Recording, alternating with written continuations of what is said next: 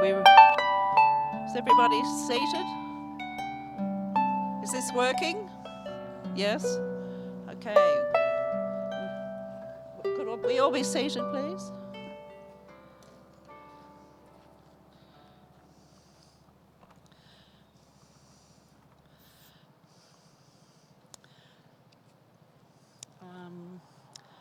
Now, where's... And Joan? Joan? You better come up. You two can get ready. Sorry, I shouldn't have told you to sit down. Now, having told you to be seated, I now want you all to stand for the national anthems. Yeah, you're going to sing, aren't you? Yep, yep, yep. Okay. Yep, yep. You'll do, yes. Don't stay away from the lectern. Okay. Yes. The vein. Ready? Australians, all let us rejoice, for we are young and free. We've golden soil and wealth for toil, our home is girt by sea. Our land abounds with nature's gifts of beauty rich and rare. In history's page let every stage advance Australia fair. In joyful strains then let us sing, advance Australia fair. Beneath our radiant Southern Cross we'll toil with hearts and hands to make this commonwealth of ours renowned through all the lands. For those who come across the sea, we've boundless plains to share. With courage let us all combine to advance Australia fair.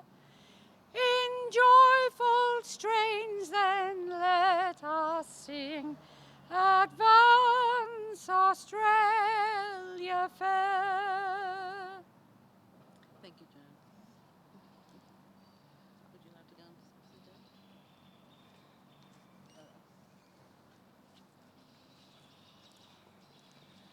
Sina fina for a ta for alla gären Windar slu Har tider rang I kuin Fwei vaid väser Chanterer sin kär fasta Ni jag för vi dira na vi dra Anna dar heim savana well Legel kambars no sail Nagani skrek Ni lavak na bilar Shalif kanig haran na vin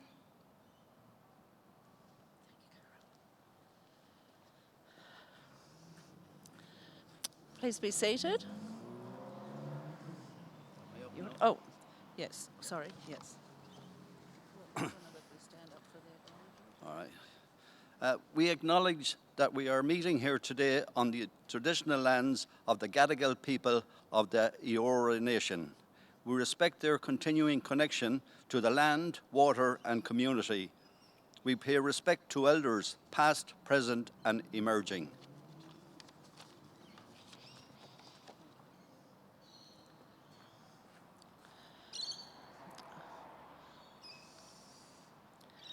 Distinguished guests, ladies and gentlemen, GIFCC members, supporters and friends watching via live stream around the world, welcome. Today we remember all those whose lives were lost or were changed dramatically as a result of Angor Timor, the Great Famine, which occurred in Ireland in the middle of the 19th century. This beautiful memorial, the Australian Monument to the Great Irish Famine, commemorates the thousands of people who emigrated to Australia at the time in the hope of a better life. Among those emigrants were 4,114 young girls, most of whom were orphans, who were offered the opportunity to escape the horror of overcrowded workhouses and very poor prospects in Ireland, to travel to Australia, where there was opportunity for employment and as well for marriage. How desperate and at the same time brave these young girls must have been. The 400 names engraved on the glass walls of the memorial represent all the girls who made this journey. They came on a series of 20 ships, like the Earl Grey to Sydney, arriving on October the 6th, 1848. The Pemberton to Melbourne on May the 14th, 1849. The Roman Emperor to Adelaide on October the 23rd, 1848. And the Calcutta to Hobart, arriving on November the 2nd, 1851. These girls are now the 2 times and 3 times great-grandmothers of thousands of Australians living today. Today, along with their descendants, we remember them. Thank you. I would now like to introduce Adam Lindsay, Executive Director of Sydney Living Museums, who are caretakers of this magnificent historic building I'm facing, now known as the Hyde Park Barracks Museum. It's our version of the epic immigrant museum in Dublin, but these are immigrants to Australia. Thank you, Adam.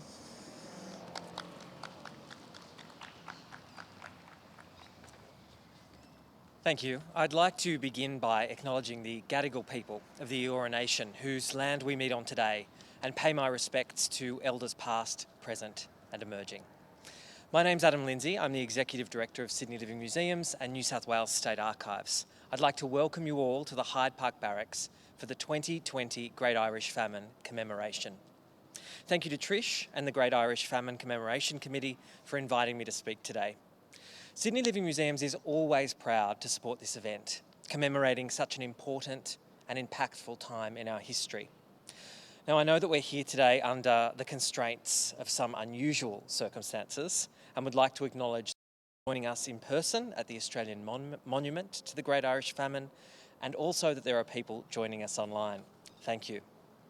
As most of you will know, this site has deep and poignant connection to the story of the Irish Famine. The Hyde Park Barracks was inscribed on the UNESCO Memory of the World Heritage List 10 years ago for its convict history. However, the site has played an integral role in Australian immigration more broadly.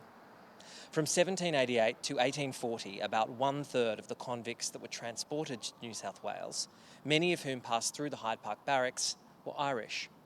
From 1848, the barracks was transformed into an immigration depot to house the rapidly increasing number of free female immigrants to Sydney who were arriving in the colony.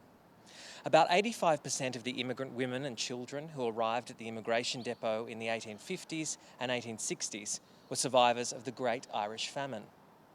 Like much of the Irish population, these families were pushed to the brink of starvation, and they made the very difficult decision to leave their homelands and take a new chance for a life in a land of opportunity.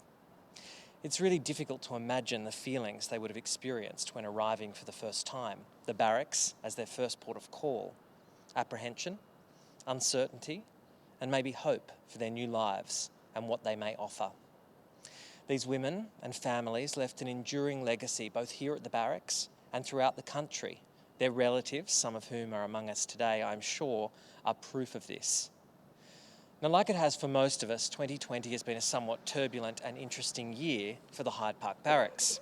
In February, the site reopened to the public after a year-long renewal period. And then, less than a month later, it closed at the hands of a global pandemic. In July, the barracks had its second and unbudgeted reopening, and we're now welcoming visitors again. Part of the renewal of the site saw the development of the New Beginnings Gallery, devoted to female immigration from 1848 to 87. It's on the ground floor of the gallery's main building. For those of you who have already visited the new Hyde Park Barracks, you'll be familiar with the technologically groundbreaking story guide that's used to tell the history of this site. You'll also be familiar with one of the guides you hear throughout the experience, Margaret Hurley. Margaret Hurley was a 17-year-old from Gort, County Galway, who was among the 194 Irish girls to set sail for New South Wales on 28 October 1849. Margaret was just one of the 2,253 Irish orphan girls who passed through the depot within the first few years, a victim of the famine. Margaret stayed at the depot only briefly before being employed in Yass as a house servant. She later married, had 7 children, and lived a long, full and happy life. More than 160 years after her time at the barracks, Margaret's original trunk is a feature of the new display. As her story is shared with thousands of visitors through the story guide, Margaret brings home the reality of the experience of so many migrants of this time in a deeply personal way that's sad, funny, frightening and wondrous. Her name is also engraved on the memorial behind us. In the newly formed Legacy Gallery, we also hear from the relatives of some other Irish immigrants and convicts who passed through the site. Now, I'm told some of you who helped us with this display might be listening today online, so I'd like to take the opportunity to thank Gary Trigg, a descendant of Irish orphan Anne Brady, who arrived at the immigration depot in 1850, and convict William Trigg, who arrived in Sydney in 1837. Georgia Wilson, a descendant of Irish orphan Catherine Fox, who arrived at the immigration depot in 1848, and Mark Jenner, a descendant of Irish orphan Mary Dunphy, who arrived at the immigration depot in 1849. Your contributions to the Hyde Park Barracks Renewal Project really helped to bring to life the convergence of this very important part of Irish and Australian history. Thank you again for having me with you today to commemorate the Great Irish Famine and the very many lives that it affected. Thank you. Thank you.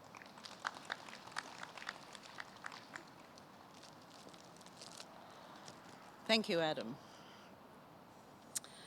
Our next speaker is Irish Consul General Owen Feeney, to whom the committee is indebted for his valuable guidance and support. Owen.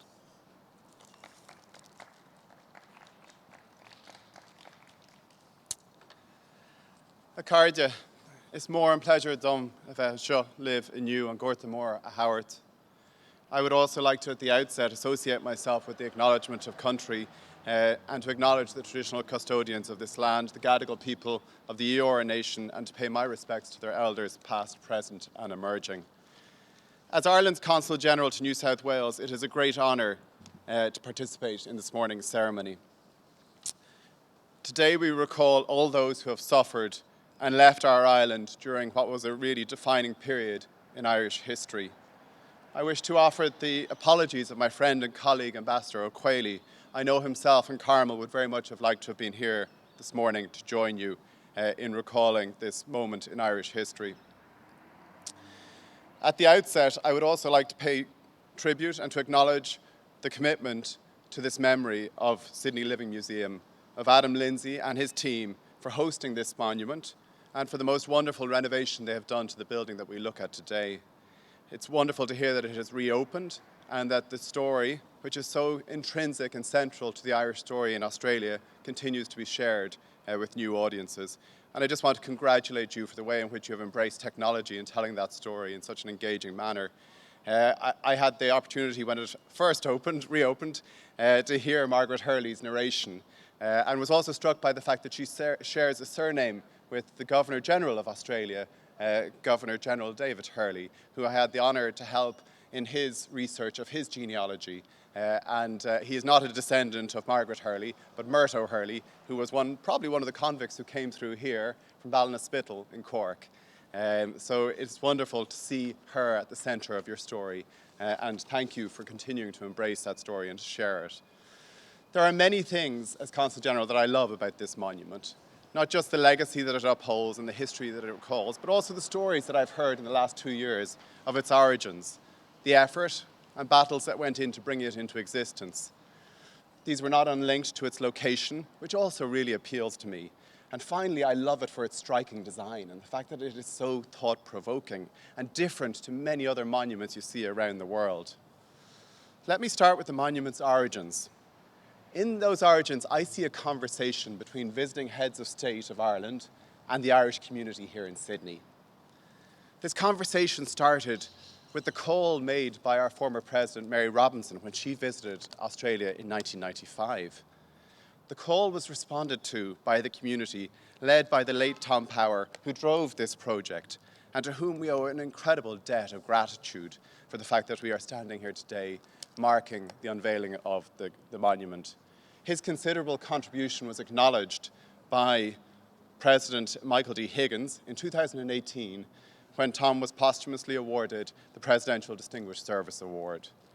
Tom was only the third ever Australian-based recipient of this award. President Higgins, of course, had seen firsthand the impact of this monument, including in 2018 when he visited and laid a floral tribute with Premier Gladys Berejiklian. I'd also like, in the year that he passed, to recall the contribution and leadership offered by Jack Mundy in making sure that this monument was erected and erected here as well.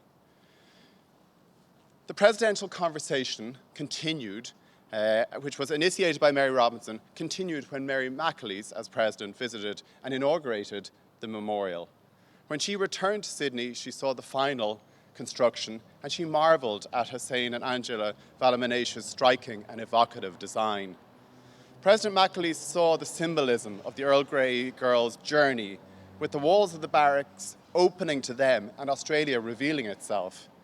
This was an Australia that they would go on to shape, the 4,114 girls who came out during that time.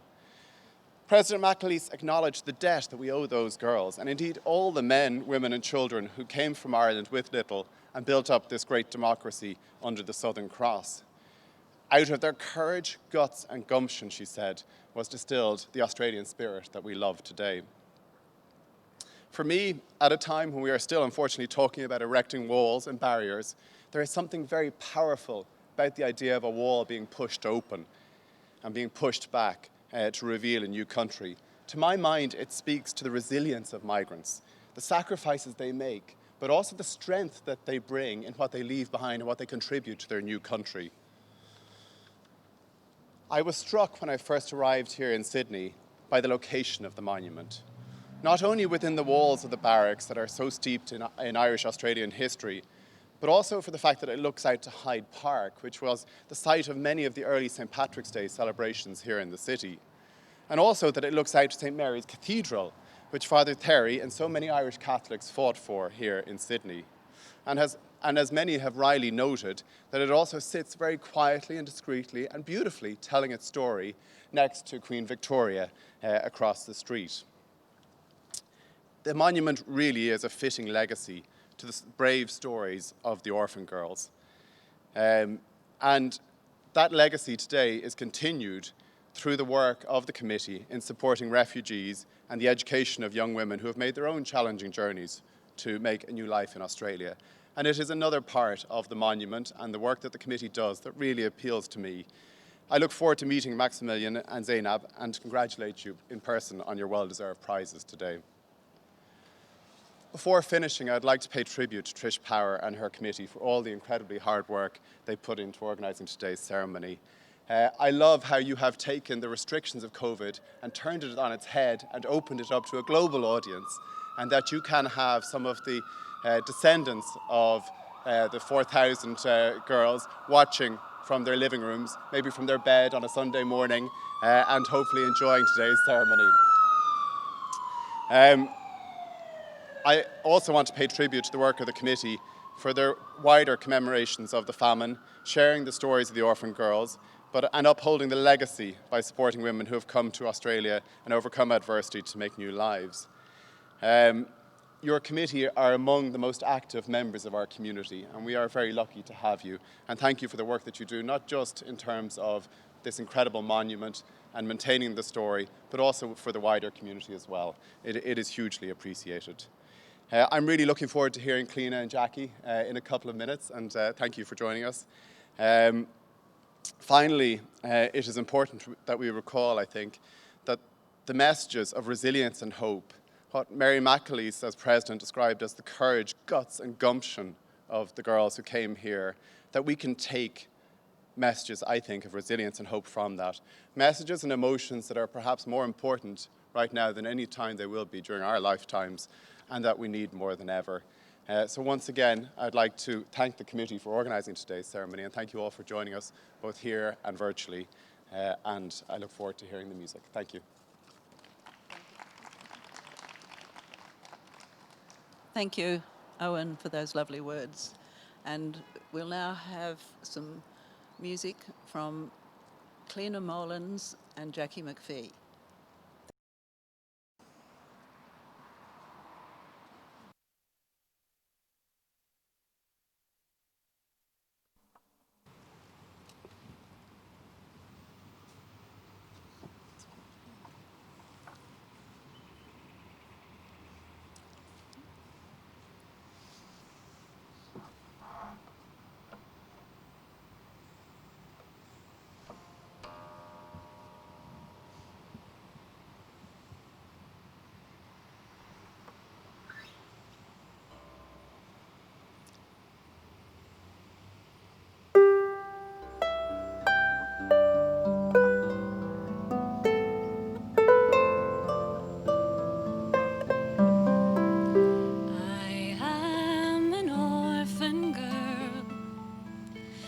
Westport I was found.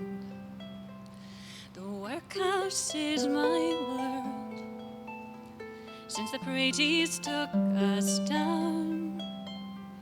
What time in life is left to me if I don't leave Westport town?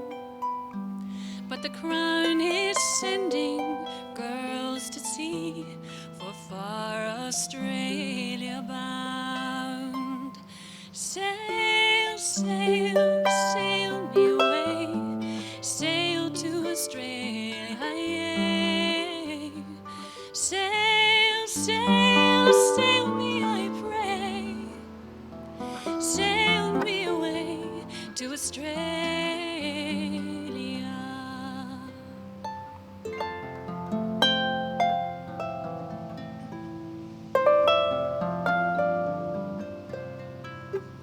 They say Australia's fine, they say Australia's fair, Australia's on my mind, and the fields of Praties there.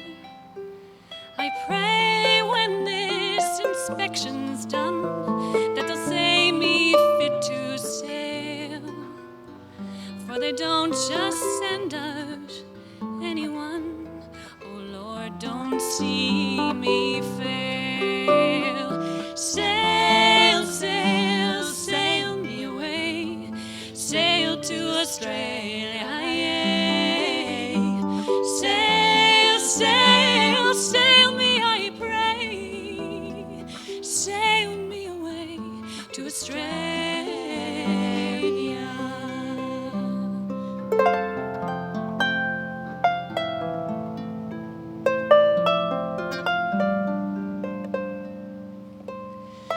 Scarcely turned 16, but I'm ready now to go. I'm decent and I'm clean, fit for any man to know. And I will be some good man's wife if there I settle down and find myself a better life if I get to Sydney town.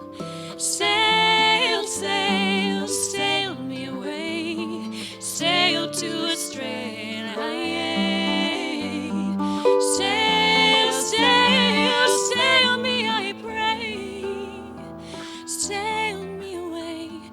Australia. Sail me away, sail me, I pray. Sail me away to Australia.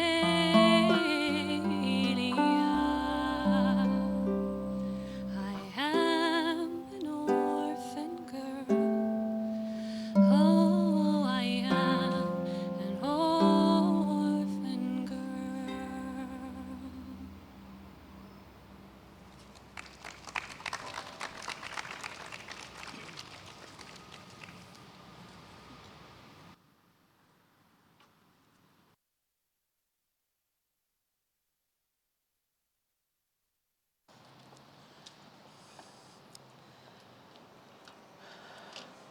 I'd now like to invite Owen to lay a wreath or sort of some flowers on the memorial on behalf of the Irish government.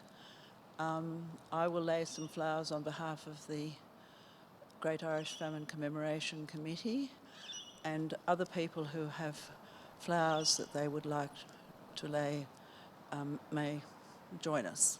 Thank you.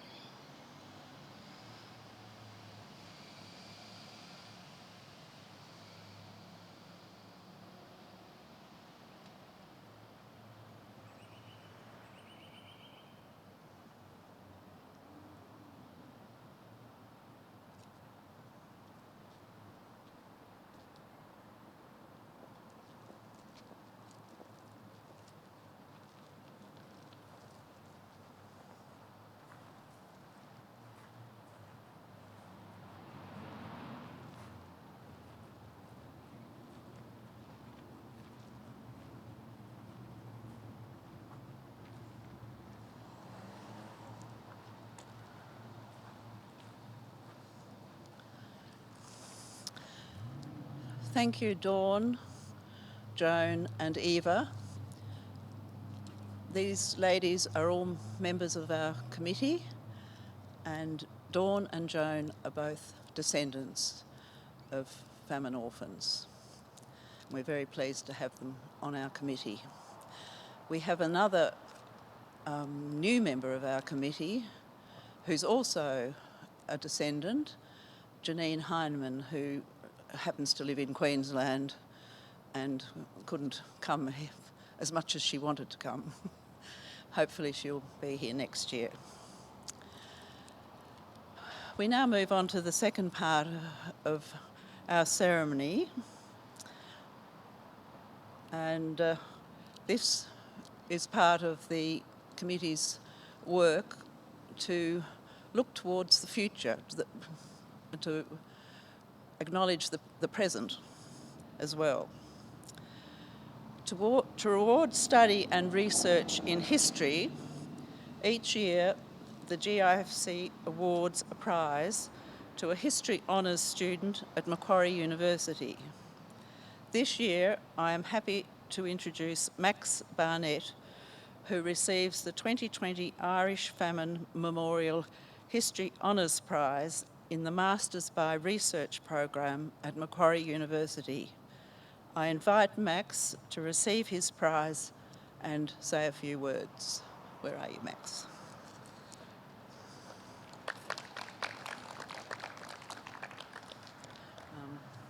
Over to you, Max. Well, What do we do? Receiving first? Yep. we'll receive it first. Now, Joan is going to give you your certificate. Max, it's lovely to meet you. Lovely and to meet you too. congratulations It's on a all beautiful your rendition hard of the work. letter. Thank you. I think well done. Thank you very much.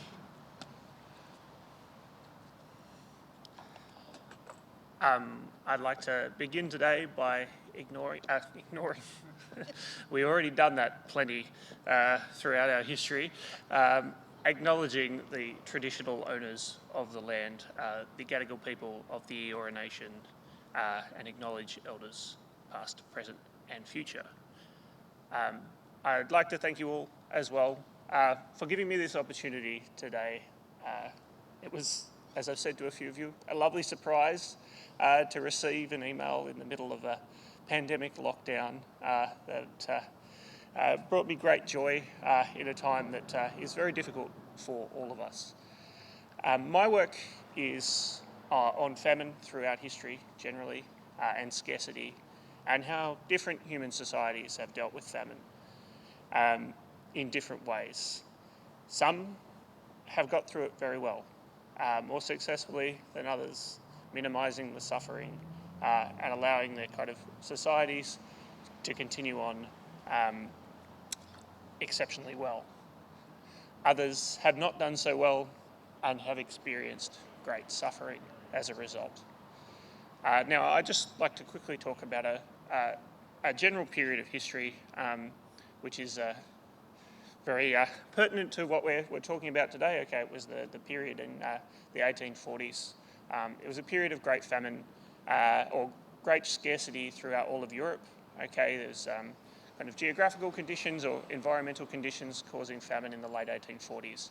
All right, and much has been made of this period in kind of general European history. All right, the revolutions of 1848.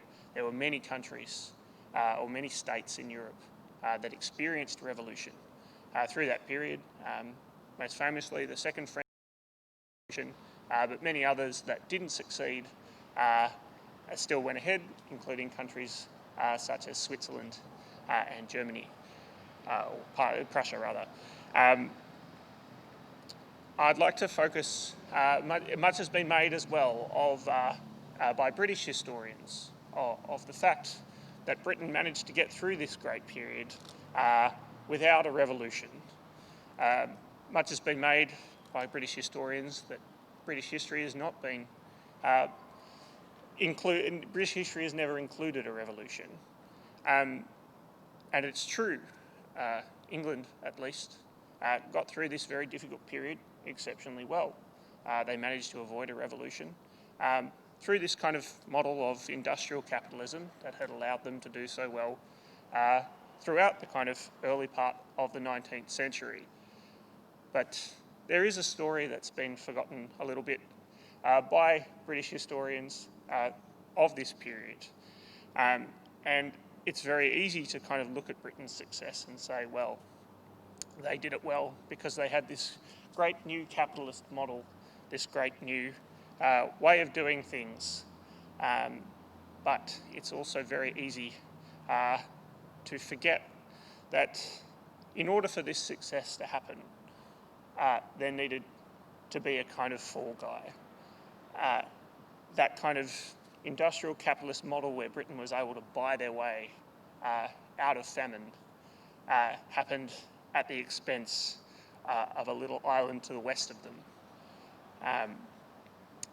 Because Britain succeeded so well, or the reason that Britain succeeded so well was because they were able to exploit their neighbour island. And as a result, while British people did so well and didn't suffer as much during this famine, the Irish suffered horribly. Okay, there's a lot of lessons to be learned from history, and this is one of the great ones.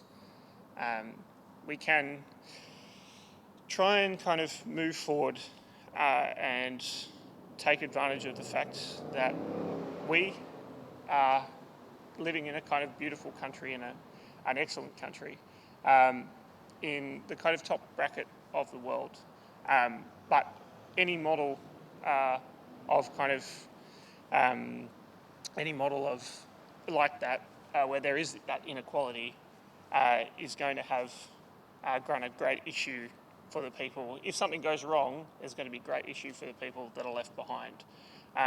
So I guess I just want to close today by saying that it's not just the Irish that are talking about Irish history anymore. Okay, as historians, we have listened to your stories and the stories of many others of the exploited throughout the world, and I will continue to try and learn the lessons of history and pass them on. And I'd just like you to know that your story will not be forgotten. Thank you.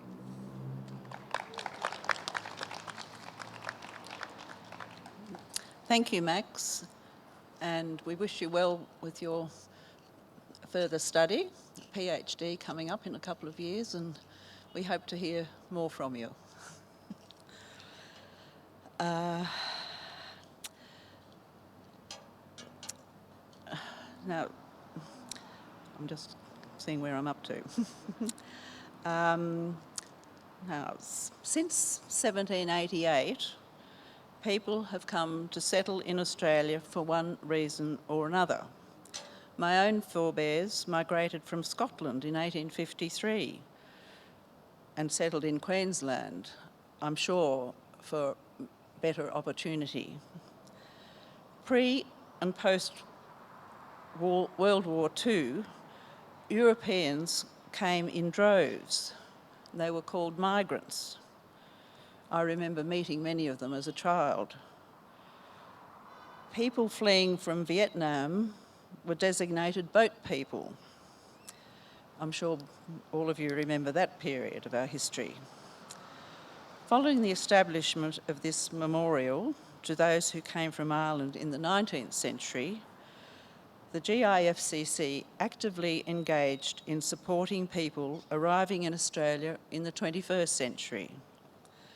These refugees, as they are known, have also sought safety and opportunity denied to them in their places of origin.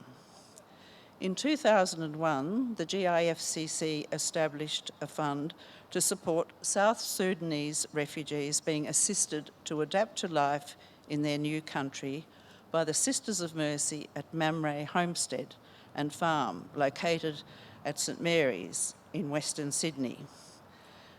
We continue to support the programs at Mamre through the Catholic Social Services, who now manage those programs. Subsequently, a plan was hatched to provide a scholarship for a female refugee studying at Western Sydney University. Initially, the fund provided an annual prize, but in 2018 we had sufficient funds to enable us to award a scholarship then and again in 2019. this year, COVID-19 has intervened and interrupted the scholarship application process. I would now like to invite Lisa Morissette, the manager from the Development Office of Advancement at Western Sydney University, to speak. Thank you, Lisa.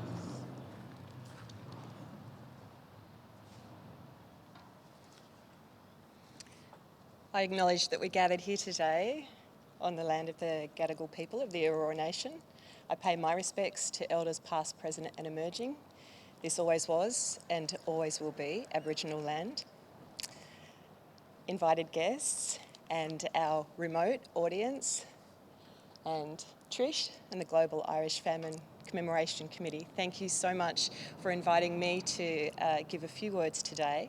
And more importantly, thank you so much for the support of your prizes and scholarships for refugee women at Western Sydney University. It's an honour to be one of a very small group on site here at Hyde Barracks today, noting very unusual circumstances. But it's also very special for me to be returning to this site. I came here a number of years ago doing some research on Elizabeth Macquarie, husband of the Governor, Lachlan Macquarie, and stumbled upon the newly opened memorial here, and actually found myself in tears on the street of Sydney. For those of you that haven't been here, who are watching remotely, it is an incredibly powerful, simple, emotive and very unusual memorial, as we heard earlier from Owen. But the reason that I was so profoundly moved also was because the memorial front loads so clearly and so importantly the history of women and their contribution from early colonial Australia, and we track that impact right through to today. And that's it's a very unusual interpretation of history. It's not seen very often. We see it perhaps at the Female Factory in Tasmania, in Hobart. We see it at the Tumbarumba Women's Museum. But it's a very unusual perspective. It doesn't happen very often, and so it's very special from that perspective as well. So to then begin working with Western Sydney University and finding myself reconnecting with the memorial and Trish was a double surprise. Western Sydney University sits within a region of Australia that's the fastest growing region. 1 in 11 Australians live right out there underneath the mountains. And we know that at Western Sydney University, more than 100,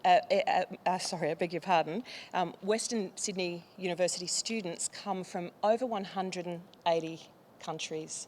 The majority of our students don't speak English as their first language at home, and the refugee and migrant community are a critical part of the focus our university places on education as a transformational experience, transforming the region, transforming Australia and our community, but also transforming the lives of the students who come from exceptionally difficult circumstances and go on to receive a degree and contribute in all sorts of ways to our community. The first recipient of the Global Irish Famine Committee Scholarship graduated last year and is now practising as a nurse in Western Sydney. And in these extraordinary times, I can't think of any more amazing contribution to be making on a day-to-day basis. And that success is held in very significant part to the contributions of the GIFCC. And we know that as Maximilian just detailed, famine is not a historical notion to be studied from afar, that across the world there is still great struggle and great difficulty through famine and war, and the impact that those experiences have are felt broadly, but most acutely often by women. Who wear a double-edged sword of the economic loss as well as the challenges and responsibilities of family. When we imagine back to the voyage of the women that are documented behind us. It's hard to put ourselves in their shoes, and yet every day there are women joining our Australian community from countries overseas, facing similar travail with similar resolve and commitment. So Western Sydney University is thrilled that we're able to play a small part in transforming the lives of those migrants and those refugees. We note that it's very important in these really difficult times that no one is left behind. It's very easy for us to close down and to protect our own at a time when in fact our arms need to be opened wide, and we need to take care of ourselves and our community, take care of everyone. So on behalf of Western Sydney University, congratulations to Max and the previous recipients of these prizes and awards. We wish all of you every success. We thank the Global Irish Famine Committee and all of the donors who've made a contribution as they're able to support these scholarships and prizes. A small amount makes a profound difference to a person's life, and I encourage you all to give if you can. And mostly, thank you again for this event today. Please, good health to all of you, and do take care of one another. Thanks. Thank you, Lisa. Although we weren't able to award a scholarship at the moment for this year, we hope it will happen before the end of the year. We are delighted to be awarding the 2020 Irish Famine Memorial Prize for Excellence at Western Sydney University to a young Afghani lady, Zainab Karvari, who has continued her studies in accountancy and law under challenging circumstances. Zainab, will you please come forwards to receive your prize and tell us a little about your journey? Zainab is accompanied today by her 6-year-old son, Mohammed Yama. Now, Dawn is going to give you your prize. Congratulations. Congratulations. Congratulations. I'm a lawyer too, so. Thank you so much. Very good. Over to you. I'll just get my glasses up.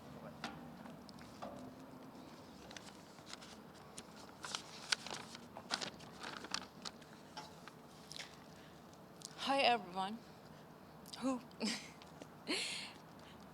My dream has finally come true, to be able to have a voice and to see others want to listen to me. Today I'm standing in front of you all as a woman from country we are not standing behind the microphone is difficult, but to be able to have a voice in the open is impossible.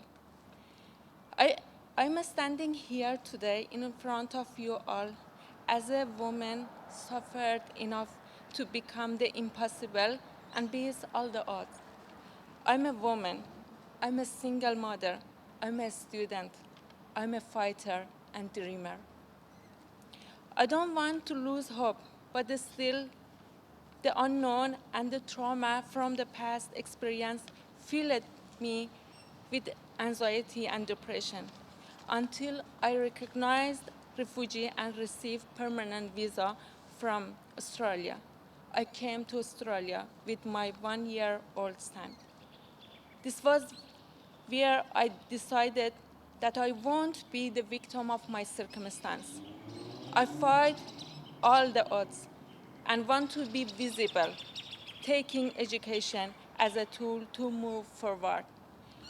I chose Western Sydney University and applied. I had my doubt to where will I be fit? Am I smart enough? This and that. But With all the right support from this wonderful university, I got all the confidence. And as a recipient, I got all the confidence to make the impossible possible. I had been honored as a recipient of Great Irish Famine Memorial Prize. I feel so fortunate to have been selected as a recipient of this honor. I would like to express my deepest gratitude for the generous prize you have given to me. Opportunities like these open doors for women like me, who doesn't have much support from family and community that she from. Being achiever is great, but to be achiever, to help others to be achiever as well, that is the whole level of greatness, and it is my dream. I plan to continue my education and eventually build a career in the accounting and law. Studying law and accounting is not to look the best of all, but to understand the law of the land which I'm living, and to have a voice and to have my heartbeat in every social justice platform to give voiceless a voice. This is my promise that I will serve the humanity with the best knowledge and people around me. Thank you all again for wonderful opportunity given to me. Thank you so much. Thank you. Thank you, Zainab. Lovely. Thank you, Zainab. We wish you every success in your endeavours and your aspirations. Look forward to keeping in touch with you. Earlier this year, we were not at all confident that we could have any sort of commemoration this year. COVID-19 has made us find alternative ways of doing things. Because we are permitted to have a small gathering, albeit a small gathering, I think it was very important that we did have a gathering. We are pleased to be able to share with the many people who would normally be here on our live stream, and thanks to Vest Campion for organising that. On behalf of the GIFCC, I wish to thank our speakers, Adam, Owen and Lisa, Susan Sedgwick of SLM, who has been a great support to the GIFCC and all our endeavours associated with the Hyde Park Barracks Museum, our musicians, our vocalists, our video cameraman and our photographer, who have made wonderful contribution to making today happen. Last but not least, I thank my fellow committee members, Martin Folan, our Vice Chair, Dawn Wong, our Secretary, Breda Drumgoole, our Treasurer, Joan Leach, and who else is here? Who have I forgotten? Oh, Eva, you're hiding. And a few committee members who weren't able to be here today. Thank you very much, everybody. We are now going to... Oh, you want to come and say something, Mohammed? Good, lovely. Can you reach up there? Oh, wait a minute, careful, we're not supposed to touch it. Wait a minute, I'm not sure how to do this. Okay. Mohammed Yama. Thank you all for supporting me and my mum. Oh, it's lovely. Very nice. You're a very lovely little boy. What a nice way to end today. Thank you very much, everybody.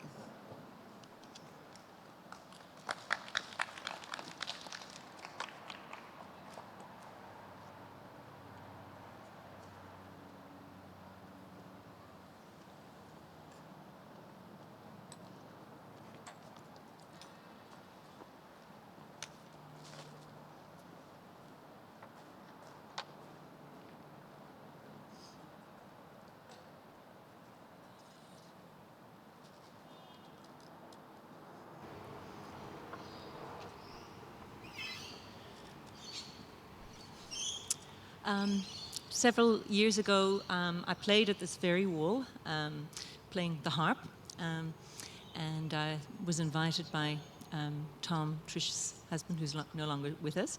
And as I am today, I was incredibly moved, hearing extensive information about the famine that I didn't know about, and finding out about the women that had come, and I was so blown away meeting the descendants, the many descendants after the event, who were contributing physical money, remember physical money, afterwards, and some of them were telling me stories of their great-grandmothers had 10 children in the family, or 14 children, 12 children. So I really got a sense that the women that came with these ships as orphans contributed enormously, and that this committee continues to contribute. And I have to say that Jackie and I were shedding a little tear listening to Zainab speaking, because I suppose it was that feeling of these women giving back, and how proud they would be to hear what the committee here has been able to do and pay forward. So this song comes out of that. It's really about the unsung songs of women who, in the previous century, 2 centuries ago, didn't have a voice much, and so I loved hearing about Zainab talking about giving her voice, and this is the voice of one of the many women that came. So it's a song that I wrote many years ago and asked Jackie to sing, and she took it and ran with it. We'd love if you looked at the lyrics to the song, because it really sings to the courage of these women. As young girls and as women that went off to the goldfields. So we'd love you to join in the chorus.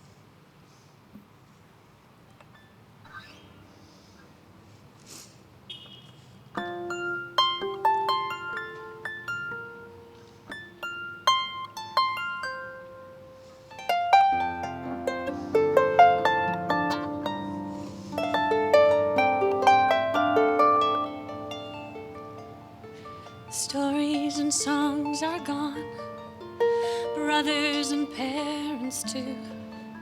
The starved bog of Mayo holds no future for me.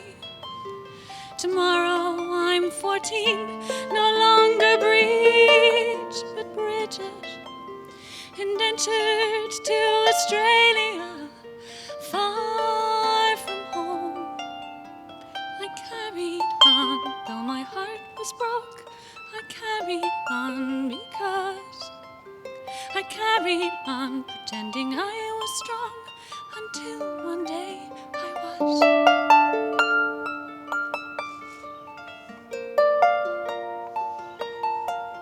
A ship called Lady Peel, my language left behind.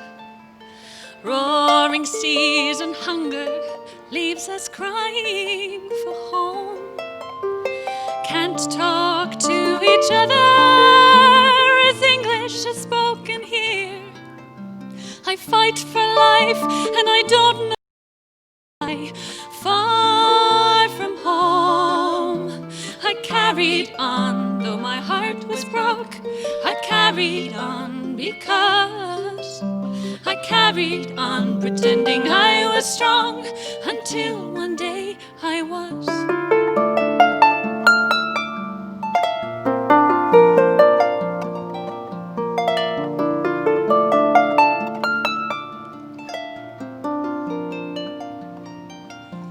In Sydney town we arrived.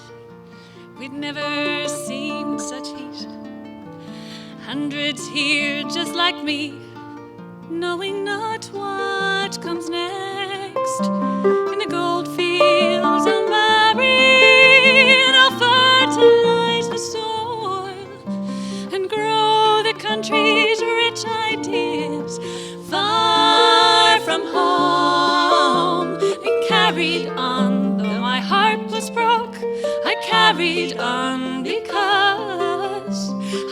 carried on pretending I was strong until one day I was.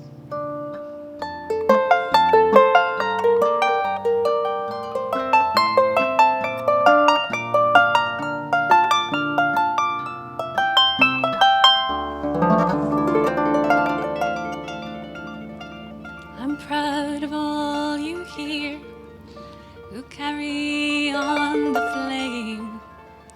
For those like me who come here with broken hearts, to educate and feed them, there's space for all to flourish and grow the country's rich ideas far from home. We carry on though our hearts are broke.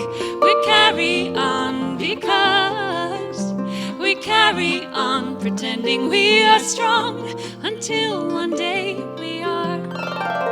We carry on though our hearts are broke. We carry on because we carry on pretending we are strong until one day we are. Until one day we are.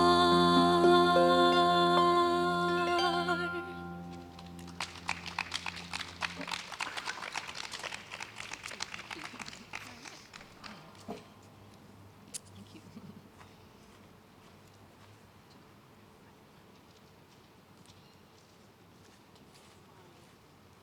you. Thank you for that wonderful harp music and singing. Absolutely beautiful. And of course, the harp is a symbol, or the symbol of Ireland. Thank you, everyone. And this brings this morning's proceedings to a close. Thank you for all being here.